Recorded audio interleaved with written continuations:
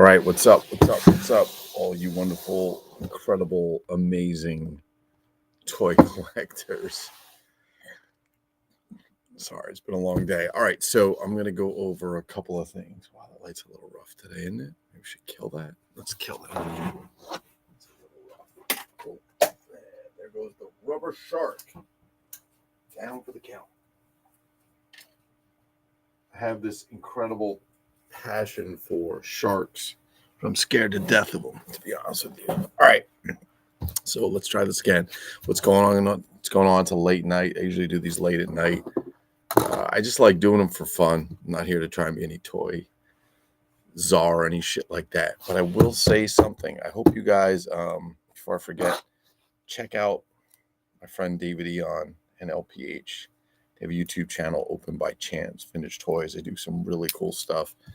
And David is like an encyclopedia of comics and toys and shit most of you probably don't even remember. He is a whiz.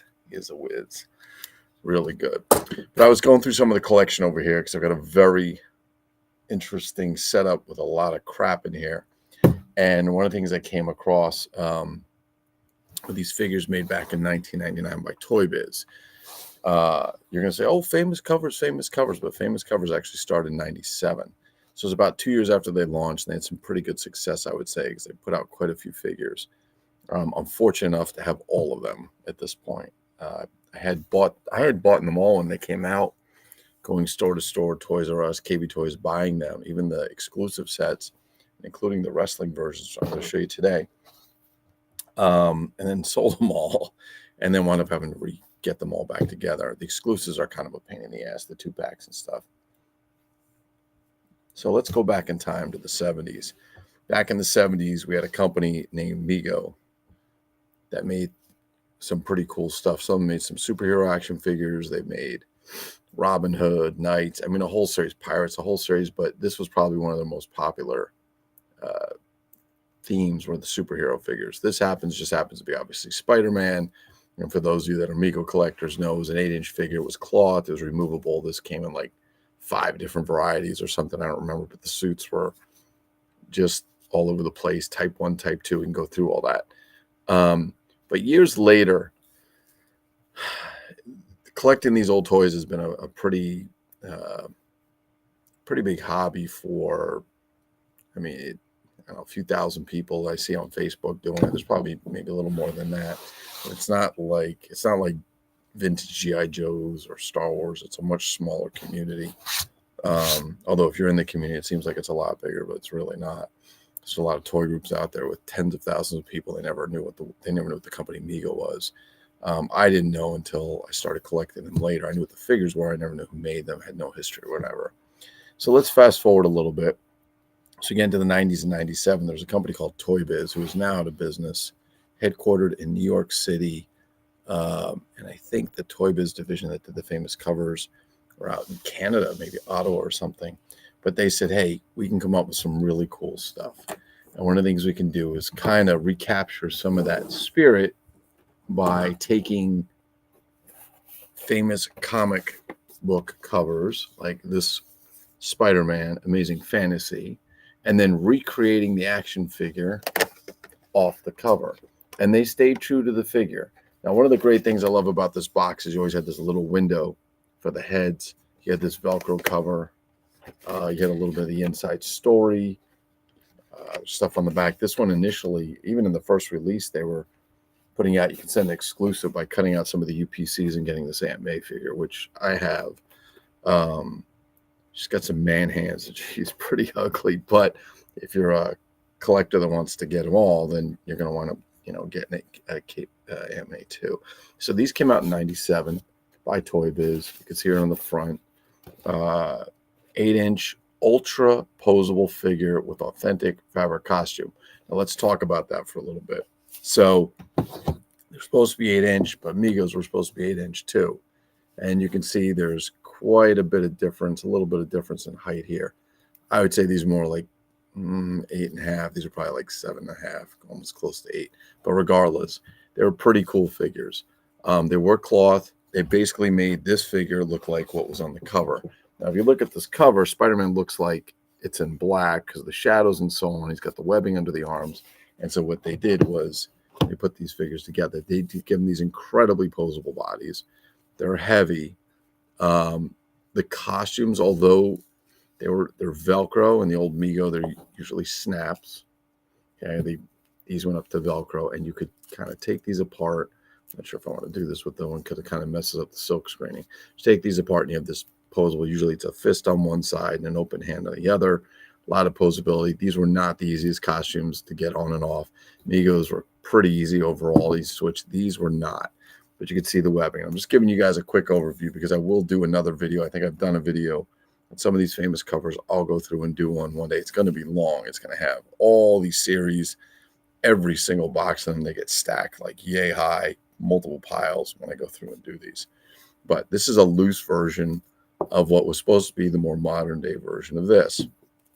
I mean, they did all kinds of covers, and the figures were made to look like the covers. So if on the comic book you have a lot of exaggeration, such as because of the angle and so on, that there's quite a bit of exaggeration. And so this was one of my favorites, Iron Man. The reason I liked it is because you could actually pop this helmet off, and underneath is Tony Stark, right?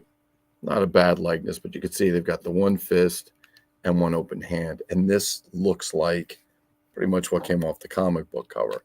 They did Hulk, they did Captain America's, all Marvel stuff, no DC. Hasbro did some DC stuff along the same lines. They did their own Marvel series that were close to these, and then they did some DC figures and so on. But these were some of my favorites. Now, they get a little loose. These boots do not come off. They're kind of part of the costume, if you will. I mean, if you want to get them off, you can, but they're not made to be removed like a Mego figure and so on, and they don't always stand so well. So it seems to be okay.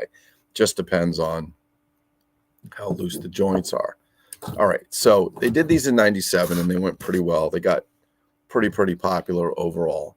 I don't know if everybody was buying them or not, but they came out with 3 figures in a wrestling line. They came out 3 figures that were pretty popular at the time in 1999. The first one, which you could pretty much get at any toy store, was actually, I guess I got this one at KB maybe, was Sting. All right, now a little different about these boxes. Instead of having a Velcro cover with a window, it was a see-through box. You could see probably about 80%, 85% of the figure. Collector's Series Sting. You can see the back. They have the stats on him. He was 6'3", 252 pounds. The signature move was the Stinger Splash and Scorpion Deathlock. Visit the WCW.com website. So apparently they partnered these up with World Class Wrestling.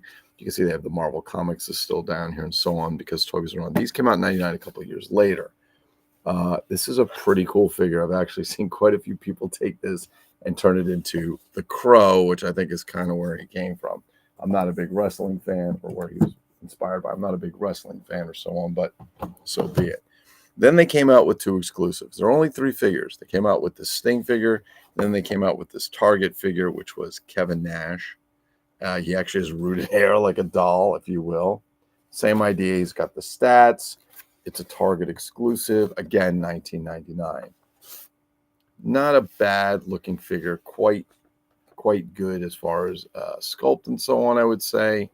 But then, of course, who could not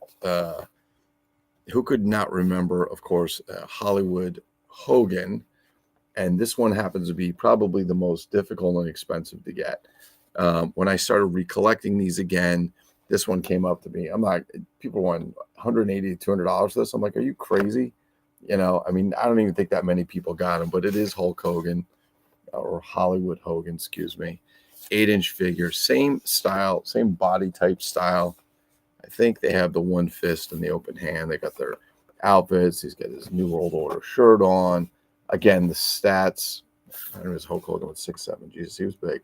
They got the stats on the back and so on. These were, again, the Sting figure you find a lot. I mean, or used to be able to find a lot. The Kevin Nash, yeah, but the Hollywood Hogan figure seems to be a little bit more difficult to find, a little bit more expensive.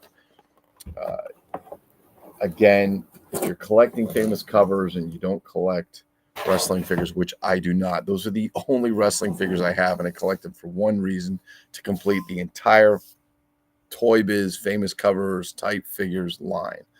Like I said, I have all the superheroes.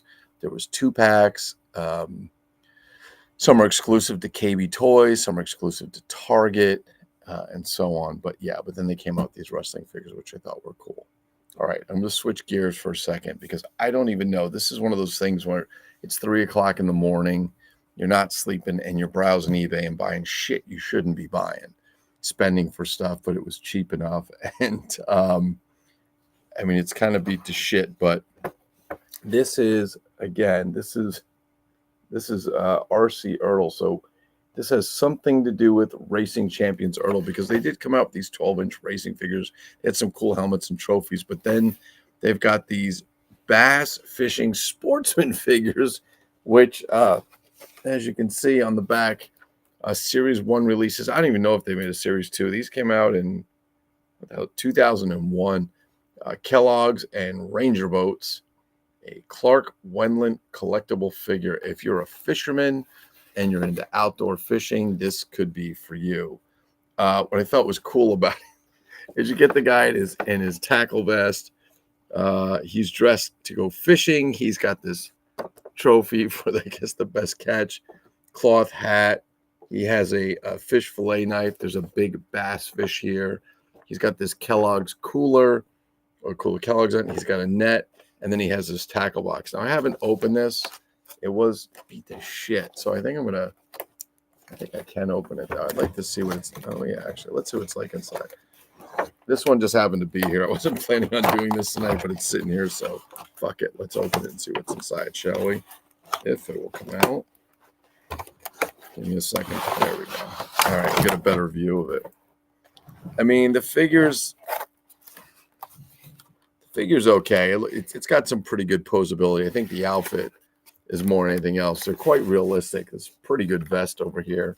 He's got his shirt on underneath. Got this, these. I wonder what's in the tackle box.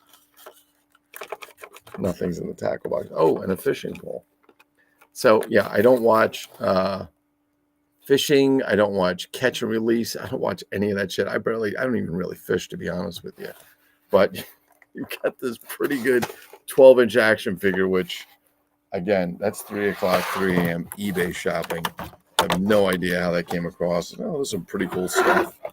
I guess some of it you can use for G.I. Joe, because it's all along that same G.I. Joe, vintage G.I. Joe scale, if you would. But I don't know.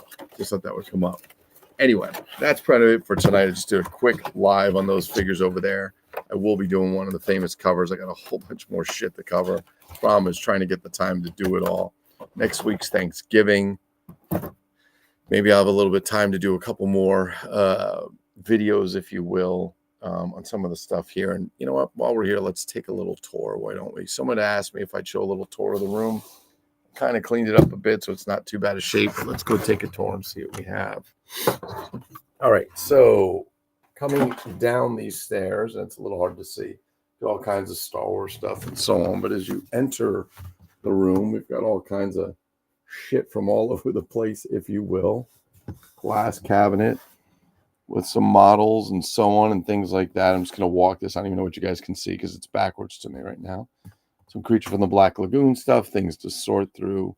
A lot of vintage stuff, some Halloween stuff, as you can see. There's the Skeleton Wolf Man, McDonald Land playset, Big Jim, all kinds of fun stuff back here. Some G.I. Joe. There's kind of a little bit of everything. I kind of get a kick into, to collecting one thing and then off another. Here's some of the Mexican and European Big Jim figures. This is my massive collection. There's, I think, 18 of them, and I'm trying to get 20. Ghost of Captain Kidd figures. There's another one over there. Some Western Fighting Furies, Captain Action, things like that. I don't have a lot of old Captain Action. Let's get the light on in here.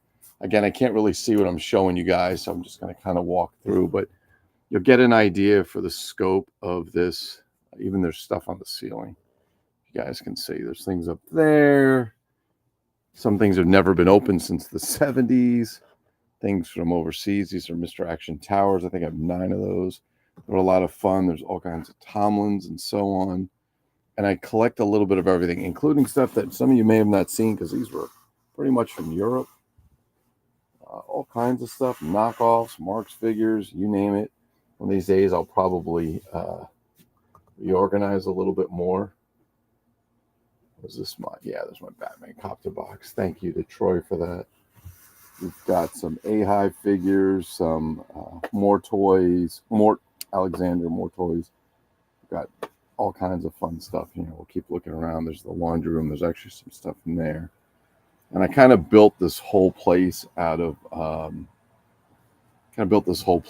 shelves to make it look like, oh yes, Danny Gates' favorites, all the Bible figures, the Christian and the Jewish versions, some Japanese stuff, and so on. And then we actually have even more, a lot of, starting getting into Captain Action. You can see I have a shitload of vehicles. I kind of hoard them a little bit, if you will. There's a whole bunch of things in here that just, yeah, more Remco. I have a lot of things at multiples. I don't know why, for whatever reason. I like having multiples. There's more stuff in that closet, if you will. Some of the Leonard stuff. Oh, I did buy those things. I realized I had them. Some of my cool play sets from David Gunn and his brothers put those together. They built them. And yeah, and there we go. And there's a whole bunch of shit all over the place.